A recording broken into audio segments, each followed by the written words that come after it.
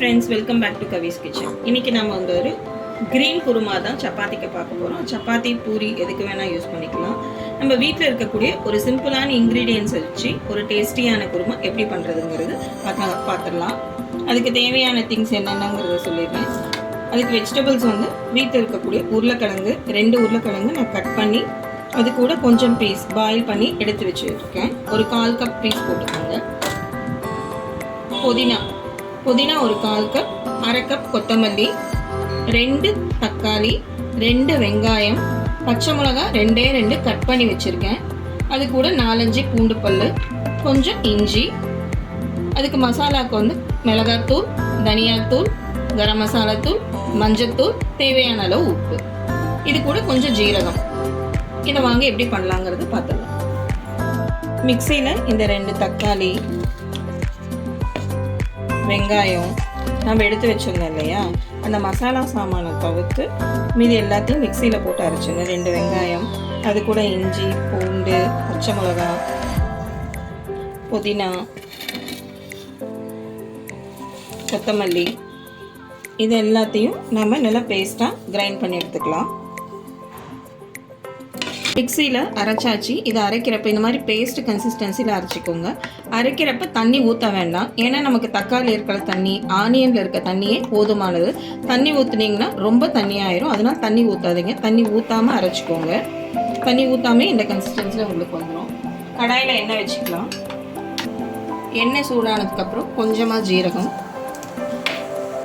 பொரிஞ்சதும் நம்ம அரைச்சி வச்சுருக்கோம். விழுதை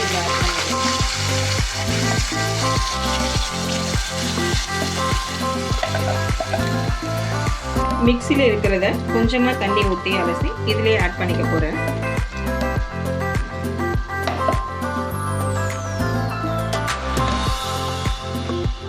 இதில் நமக்கு தேவையான மசாலாலாம் ஆட் பண்ணிடலாம். முதல்ல கொஞ்சமாக மஞ்சள் ஆட் பண்ணிக்கிறேன். காரத்துக்கு தகுந்த மாதிரி உங்களுக்கு தேவையான அளவு மிளகாத்தூள் ஆட் பண்ணிக்கோங்க.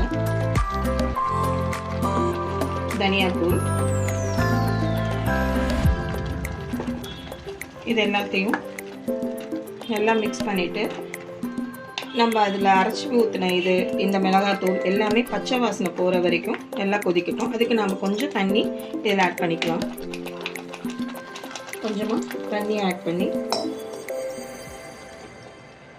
அந்த ரா ஸ்மெல் எல்லாம் போகிற வரைக்கும் கொதிக்க விடலாம். பாருங்க, நான் மூடி வச்சு தான் இது பண்ணியிருந்தேன். ஏன்னா உங்களுக்கு வந்து இந்த மாதிரி கொதிக்கும் அப்படிங்கன்னா உங்கள் மேலே பட்டுரும். அதனால் அது கொதிக்கிறப்போ மூடி வச்சுருங்க. இப்போ இந்த ஸ்டேஜ் நமக்கு போதும். இப்போ வந்து நம்ம பொட்டேட்டோவும் பீஸும் இதில் ஆட் பண்ணிடலாம்.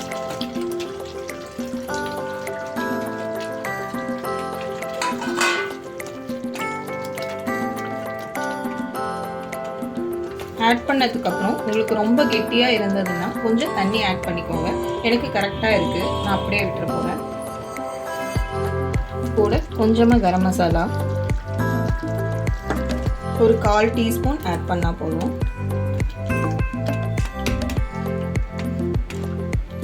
தேவையான அளவு உப்பு ஆட் பண்ணிக்கலாம்.